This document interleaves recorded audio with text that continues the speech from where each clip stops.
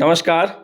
राजस्थान में सरकारी कर्मचारियों को वर्ष 2022 से राजस्थान सरकार की ओर से ओपीएस यानी कि ओल्ड पेंशन स्कीम के अंतर्गत पेंशन दिए जाने का प्रावधान किया गया है। इससे पूर्व 2004 के बाद नियुक्त सभी कर्मचारियों को एनपीएस के दायरे में रखा गया था, लेकिन 2022 से वही कर्मचारी जो एनपीएस के अंतर्गत थे सभी को ओपीएस यानी ओल्ड पेंशन स्कीम के अंतर्गत शामिल कर दिया गया। तत्पश्चात 2023 में पेंशन नियमों में थोड़ा सा परिवर्तन किया गया है।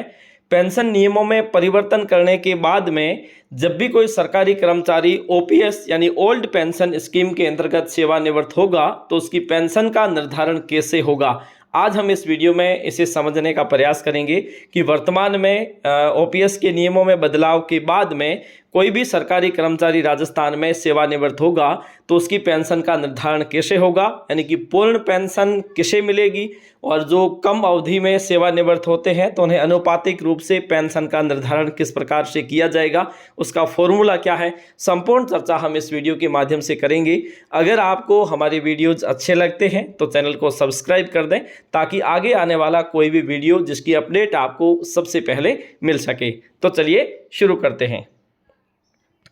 सबसे पहले राजस्थान में कोई भी सरकारी कर्मचारी सेवानिवृत्त होगा तो 1/4/2023 के बाद में ये प्रावधान किया गया है कि अब न्यूनतम सेवा अवधि जो पूर्ण पेंशन पाने के लिए ज़रूरी है वो कर दी गई है 25 वर्ष, यानी कि जो राजस्थान सरकार का कर्मचारी 25 वर्ष की सेवा पूर्ण कर लेगा वो पूर्ण पेंशन का हकदार होगा। इससे पूर्व ये राजस्थान में 28 वर्ष की सेवा रखी गई थी और इससे पहले है वो 33 वर्ष थे।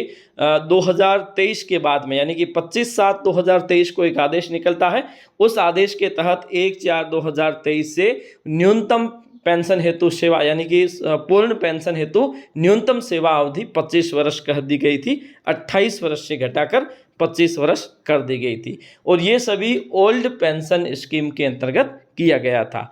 और पेंशन का निर्धारण हमेशा आप जब सेवानिवृत्त हो रहे हैं तो सेवानिवृत्ति के समय आपकी जो अंतिम बेसिक है और इसके साथ साथ आपने कितने साल तक सेवा की है राज्य सरकार के अंतर्गत, उसके आधार पर आपकी पेंशन का निर्धारण किया जाता है।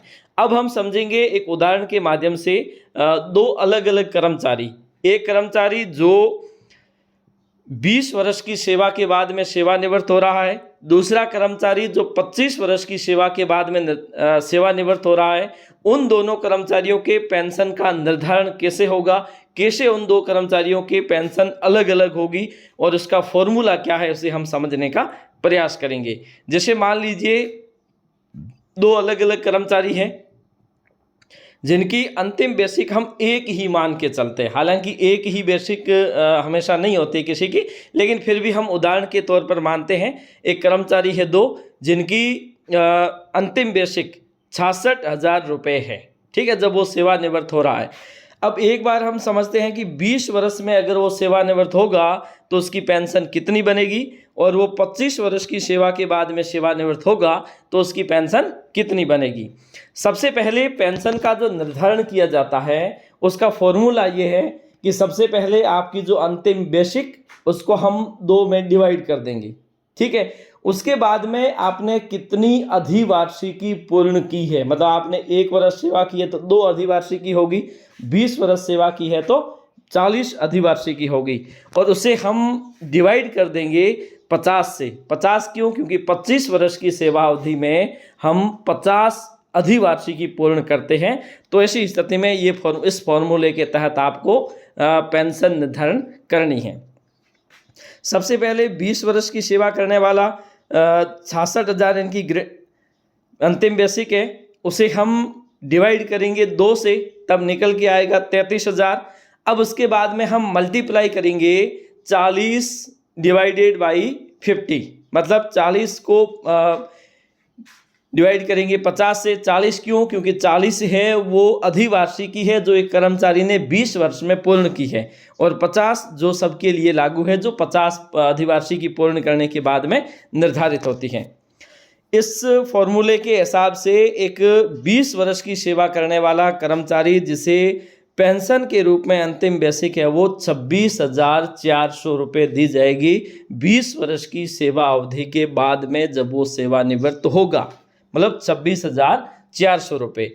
अब इसी कर्मचारी को हम मान के चलें कि इसने 25 वर्ष की सेवा पूर्ण की है, तो इन्हें कितनी पेंशन दे होगी। तो ये 25 वर्ष की सेवा पूर्ण करेगा तो हम 66,000 को डिवाइड करेंगे 2 से, तो 33,000 आ जाएगा।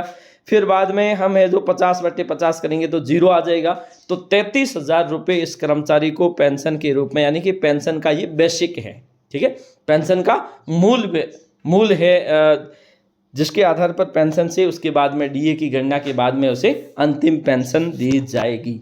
तो आप समझ सकते हैं कि 20 वर्ष की सेवा के बाद में सेवानिवृत्त होने वाला कर्मचारी जिसकी अंतिम बेसिक 66,000 थी, उसे उसकी पेंशन की बेसिक है वो 26,400 हो रही है।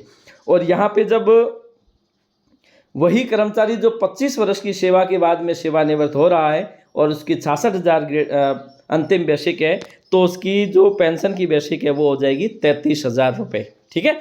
इस प्रकार से नए नियमों के अंतर्गत, क्योंकि पहले ये सेवा अवधि 28 वर्ष थी, अब इसे घटाकर 25 वर्ष कर दी है, तो ऐसी स्थिति में इनका अब जो निर्धारण है वो इस प्रकार से किया जाएगा।